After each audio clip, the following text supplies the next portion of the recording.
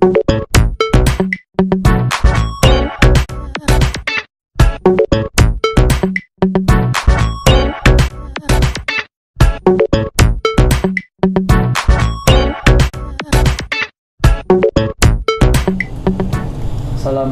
warahmatullahi wabarakatuh.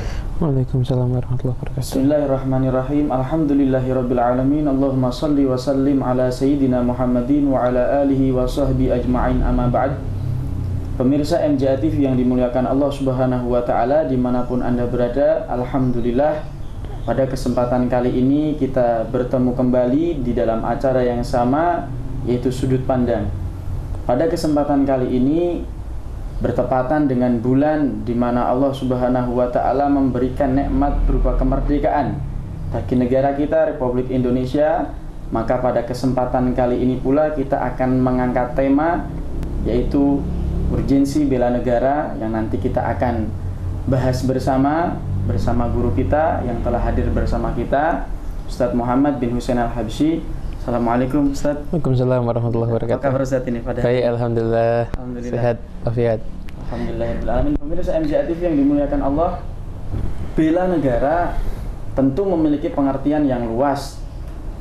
Para pakar atau orang-orang yang sudah ahli di dalam ilmu ini memiliki pengertian masing-masing. Tapi secara umum, bela negara merupakan sikap atau juga perilaku di mana sikap dan perilaku ini dijiwai dengan rasa kecintaan terhadap negara, diaplikasikan di kehidupan kita sehari-hari, di mana tentu tidak bertentangan dengan dasar negara, yaitu Pancasila dan Undang-Undang Dasar Republik Indonesia tahun 1945. Bela negara ini juga bukan tanggung jawab Tentara Nasional Republik Indonesia saja, juga tentunya tanggung jawab seluruh warga negara Indonesia untuk menjaga kelangsungan bangsa Indonesia. Nah, bela negara akan kita bahas lebih dalam secara sudut pandang agama Islam. Apakah bela negara ini juga diajarkan oleh Rasul Shallallahu Alaihi Wasallam? Bagaimana juga contohnya bela negara? Maka nanti kita akan bahas bersama dengan guru kita Ustadz Muhammad bin Husain Al-Habsyi. Ustadz, kalau pengertian bela negara sendiri, menurut sudut pandang dari syariat agama Islam itu seperti apa, Ustadz? Ya, bismillahirrahmanirrahim. Alhamdulillahirabbil alamin. Allahumma shalli wa sallim ala sayyidina Muhammadin wa ala alihi wa sahbihi ajma'in. Sesungguhnya sifat bela negara ataupun yang lebih luas sifat cinta tanah air atau nasionalisme itu adalah satu hal yang sifatnya watak dalam diri manusia, amrun tabi'i. Jadi mestinya nggak ada pembahasan untuk membela negara ini. Sudah jelas itu hal yang pasti ada. Sebagaimana orang itu akan membela hartanya kalau hartanya terancam, membela orang tuanya kalau orang tuanya terancam, membela istrinya atau pasangan hidupnya kalau terancam, membela anaknya kalau terancam, maka orang pun juga akan membela negaranya, tanah airnya ketika ada ancaman-ancaman yang mengganggu stabilitas keamanan dan stabilitas yang lainnya. Itu satu hal yang sifatnya watak. Jadi semestinya kita nggak butuh dalil untuk nasionalisme, sebagaimana kita nggak butuh dalil untuk cinta sama orang tua kita, untuk cinta kepada bapak kita, ibu kita, istri kita, suami kita, anak kita semuanya, baru tetangga kita, sahabat kita, kan nggak butuh dalil untuk cinta dengan semua itu.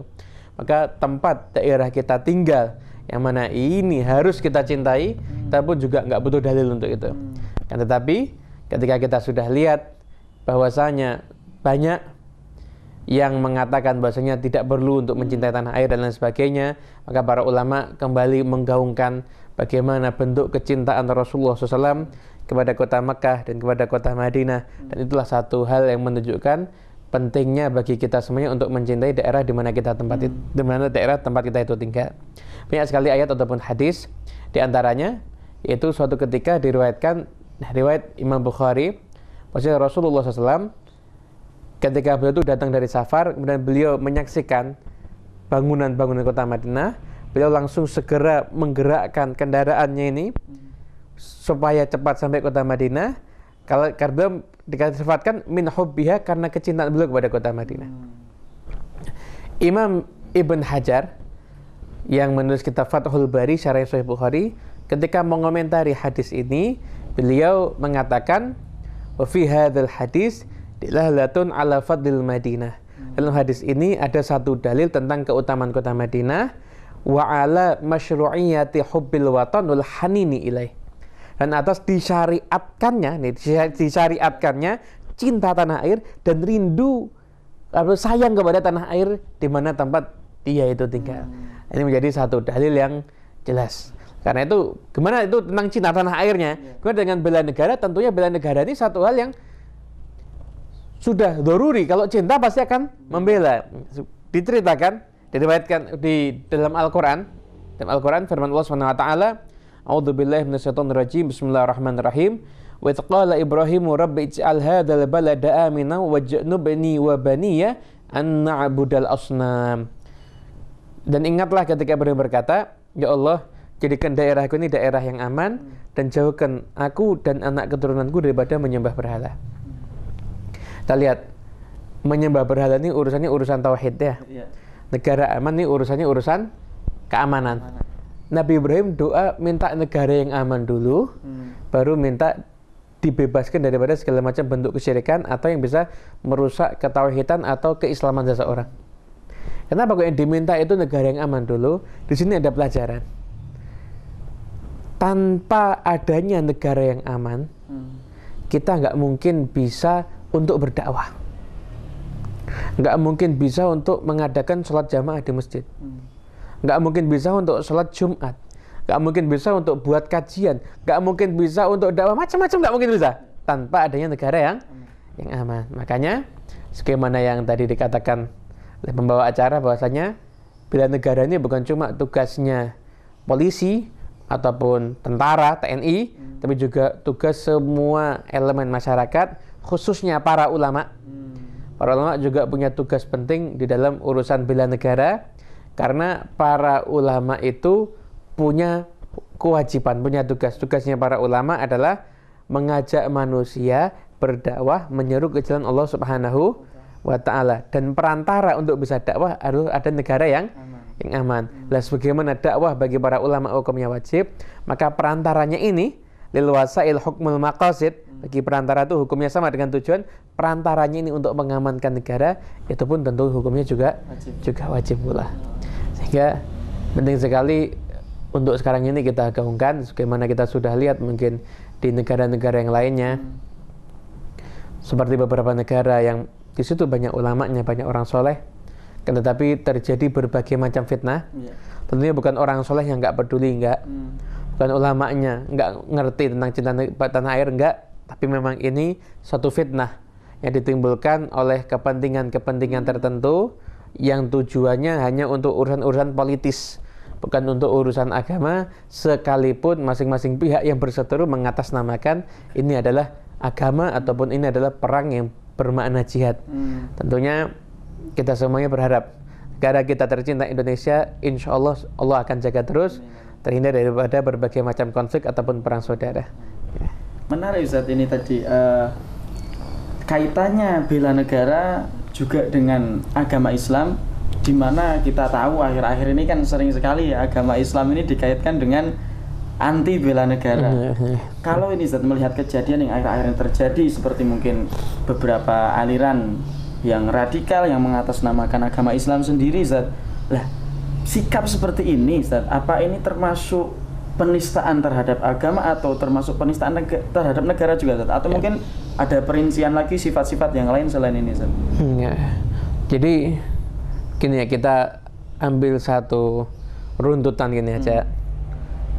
Ancaman untuk negara kita itu ada yang ancaman masih jangka panjang, semoga tidak terjadi. Itu apa? Terjadinya perang saudara, tapi ada kepentingan luar di situ.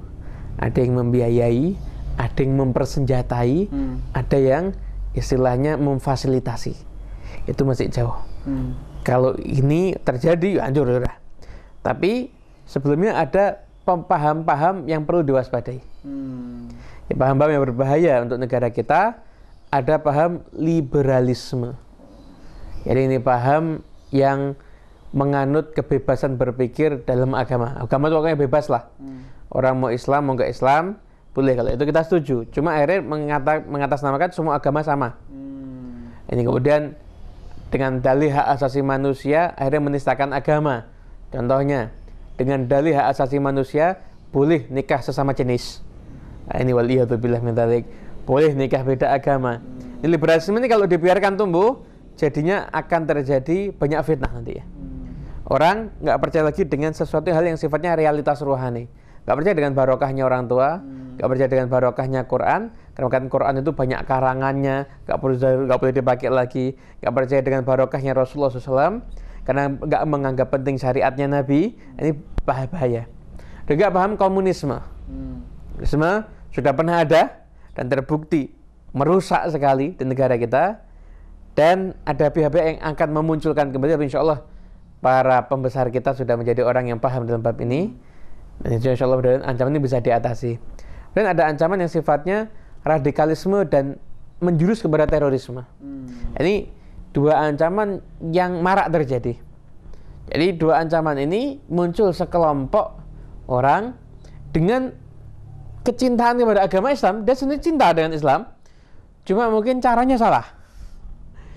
Caranya dia salah. Hingga akhirnya dimanfaatkan oleh pihak-pihak tertentu. Hingga akhirnya muncul satu pemikiran-pemikiran yang ini tentunya sangat berbahaya. Ya, kalau kita lihat radikalisme sama terorisme itu muaranya kepada tiga hal. Ini supaya kita ngerti ya.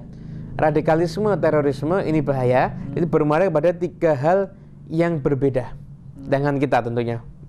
Pertama, mereka mengatakan sistem politik negara harus khilafah Islamiyah. Tapi mereka sendiri bingung, khilafah Islamiyah itu yang seperti apa? Yang seperti apa mereka sendiri bingung. Hingga akhirnya di antara mereka pun terjadi banyak gesekan. Banyak gesekan. Nah, kalau kita enggak, kita menyatakan bahwasanya untuk urusan negara kita mengatakan Pancasila itu sudah final. Pancasila sudah final.